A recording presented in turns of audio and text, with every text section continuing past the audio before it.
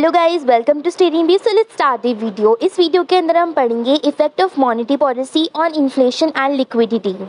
सबसे पहले हम ये समझते हैं कि मॉनेटरी पॉलिसी आखिर होता क्या है। सो मॉनेटरी पॉलिसी एक ऐसा प्रोसेस होता है जो कि रिजर्व बैंक ऑफ इंडिया के द्वारा करा जाता है, जिसके अंदर सप्लाई ऑफ मनी को इकोनॉमी के अंदर कंट्रोल करा जाता है एंड इससे जो हमारी इंटरेस्ट रेट होती है वो भी इन्फ्लुएंस होती है एंड जो इन्फ्लेशन होता है वो भी इन्फ्लुएंस होता है।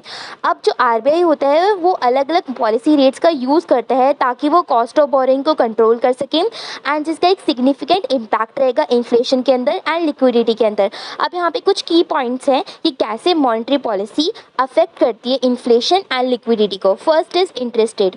जब Reserve Bank of India raise करता है पॉलिसी रेट्स को तो ये काफ़ी ज़्यादा एक्सपेंसिव हो जाता है, यानी कि महंगा हो जाता है बैंक्स के लिए पैसे उधार लेना from reserve Bank of India. इससे क्या हो जाता है, जो इंटरेस्ट रेट होती है बोरोअर्स के लिए वो भी इंक्रीज़ हो जाती है, यानी कि जो उधार लेना चाहते हैं पैसे उनके लिए जो इंटरेस्ट रेट होती है वो भी इंक्रीज़ हो जाती है and reduce the amount of money available for lending. And इससे क्या हो जाता है, जो हमारे पास पैसे हैं उधार देने के लिए लैंडिंग पर्पज़ के लिए जो हमारे पास पैसे हैं वो कम हो जाते हैं। इससे जो हमारी लिक्विडिटी होती है इकोनॉमी के अंदर वो डिक्रीज़ होगी, कम होगी एंड जो मनी होगी वो काफ़ी ज़्यादा कम अवेलेबल होगी इन्वेस्टमेंट पर्पज़ के लिए एंड स्पेंडिंग पर्पज़ के लिए। Point is money supply. जब रिजर्व बैंक ऑफ इंडिया कम कर देता है पॉलिसी रेट्स को तो जो बैंक्स होते हैं उनके लिए चीपर यानी कि सस्ता हो जाता है पैसे उधार लेना रिजर्व बैंक ऑफ इंडिया से। इसकी मदद से क्या हो जाता है, जो इंटरेस्ट रेट होगी वो भी इंक्रीज़ हो जाती है बोरोअर्स के लिए एंड जो अमाउंट ऑफ मनी होता है लैंडिंग पर्पज़ के लिए वो काफ़ी ज़्यादा हो जाते हैं, यानी कि इंक्रीज़ हो जाते हैं। अब इससे बेसिकली क्या होगा, जो हमारी इकोनॉमी के अंदर लिक्विडिटी होगी वो इंक्रीज़ हो जाती है एंड जो मनी अवेलेबल रहती है इन्वेस्टमेंट पर्पज़ के लिए एंड स्पेंडिंग पर्पज़ के लिए वो भी काफ़ी ज़्यादा अवेलेबल रहती है, यानी कि वो इंक्रीज़ होती है। Third point is inflation. अगर Reserve Bank of India monetary policy का यूज़ करता है प्राइस स्टेबिलिटी को मेंटेन करने के लिए एंड इन्फ्लेशन को कंट्रोल करने के लिए, ठीक है।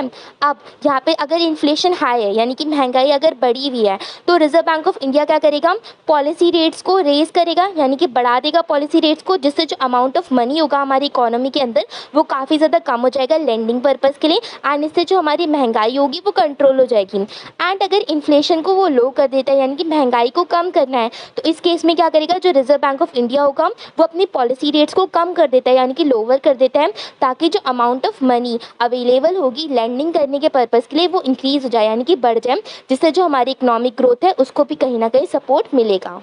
Fourth point is economic growth. Reserve Bank of India monetary policy का यूज़ करता है इकोनॉमिक ग्रोथ को सपोर्ट करने के लिए।